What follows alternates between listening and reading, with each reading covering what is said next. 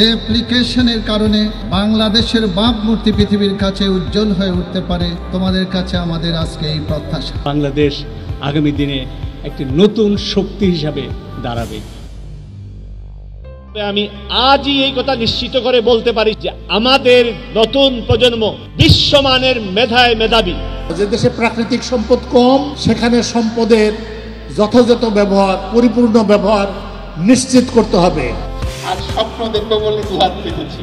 আমি জানি যে তোমরা পারবে, তোমরা আমার সামনে বসে যে আমার দিকে তাকিয়ে আছো, আমার ব্যাটারিটা চার্জ করেছো, সেই জন্য তোমাদের প্রতি কৃতজ্ঞতা।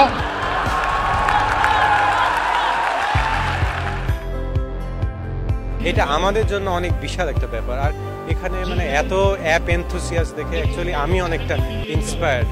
পরীক্ষার মধ্যেই জিনিসটা পড়ে গেছে, তো আমরা এখানে আসার জন্য আসলে অনেক এক্সাইটেড ছিলাম। এটা একটা বেশ এক্সাইটিং একটা জিনিস যে এতগুলো আলাদা আলাদা টিম সবাই এসে কম্পিট করছে একটা এই কমন একটা প্ল্যাটফর্মের মধ্যে।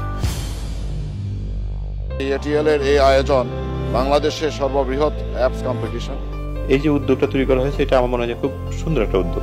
আমি খুব আশাবাদী যে আগামী কয়েক বছরের ভিতরে বিশ্বমানের অনেক অ্যাপস এখান থেকে বেরিয়ে আসবে। এগুলো চমৎকার অনুষ্ঠান এবং এই আয়োজন আমাদের সুদূর প্রসারী লক্ষ্য নিয়ে এগিয়ে যাওয়ার যে যাত্রা, সেই যাত্রায় বিরাট অবদান রাখবে।